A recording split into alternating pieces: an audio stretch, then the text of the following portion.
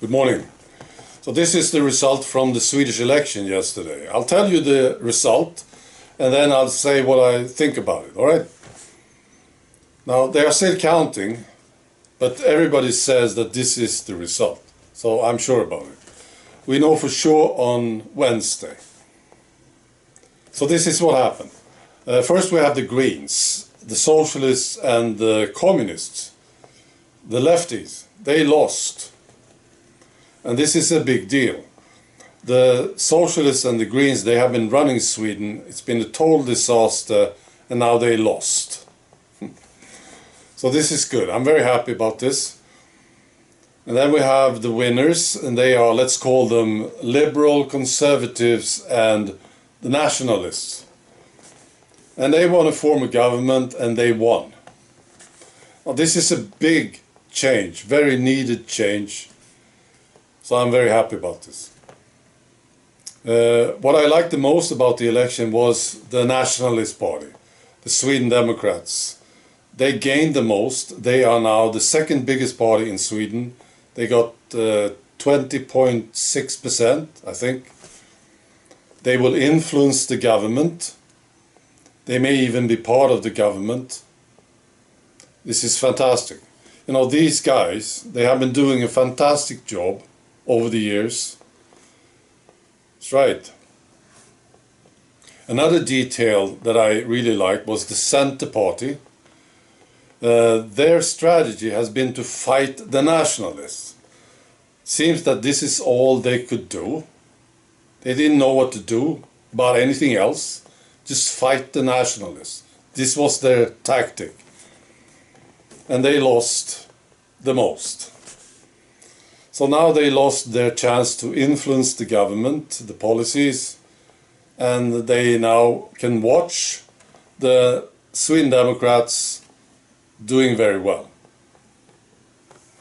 This is great stuff. Now this is what I think about elections in general. And Sweden is a very good example of this. The top globalists, they control both sides. It just looks like there's a fight going on. So people will suppose that they can make a difference. That's what I believe. But the top globalists, they control them all. The winner and the losers. So it doesn't really matter to the top globalist who wins. I'm sure they have favorites. But if they control them all, I mean, who cares? All right? And the Sweden Democrats, they used to be very different. And the top globalists, they didn't control them. The Sweden Democrats came from the people. And the top globalists, they don't like this. But now they are controlled. The Sweden Democrats is part of the establishment now. So they don't really care about it, the top globalists. Now the Sweden Democrats, they used to say, for instance, let's leave the EU, but now they say, let's stay. There are many of these examples. There are still some very good guys in this party, but they are indeed controlled. I think people who vote for them, many of them know about this, they understand this, but they still vote for the Sweden Democrats.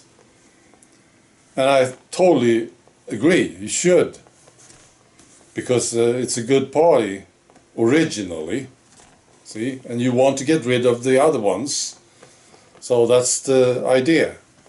I totally accept this. I don't vote for them, mainly because they approved the T passport. I can't vote for them when they approve the passport. It's impossible. To me, it's impossible. But that's how it is. So they control both sides, the top globalists, and they didn't have to adjust the result. But maybe they did anyway. You see, because there are some strange details about this election. The strangest detail is this. The Socialist Party. See, they gained. There were more people voting for them this year than in the last election. As if people are happy with what's happening in Sweden right now. Doesn't make sense. And there's another detail here. We have a new party, Nuance.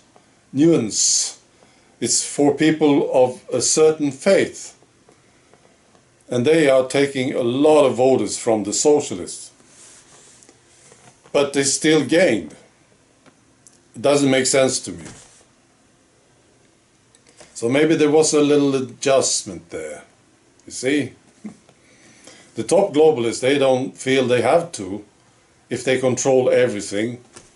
But as soon as they have a party or a candidate, like in the United States, that they can't control, they will totally rig the election. This is what I believe. Now here, this election, they didn't have to do it. Now about this new party, Nuance, people of a certain faith, they have a new party, and they did very well. In Malmö, this very multicultural town, they almost made it into the town council. Just almost, very close. That's another detail, isn't it? This election was very close. It was like entertainment. So people are supposed to believe that they have a saying, that they can decide who will run Sweden. So they make this very entertaining election, very close. Just a detail. I'm not sure about this, but makes me suspicious. I've seen many close elections lately. Right. So this new party, Nuance, well, they did very well in certain areas, especially in these no-go zones. In one of them, here in Stockholm, they became the biggest, well, the second biggest party. See? 20% or something. So this is, well, I think this is the future. We will see much, much more of this in the next election. They will grow in the suburbs, and then eventually they will make it into the parliament, maybe even next election. Now people of a certain faith, they know about this party, of course. They see the success, and a lot of them will vote for them. And we have a lot of these people here in Sweden, people of a certain faith. And what does it mean for the future of Sweden? Well, that's another video. All right.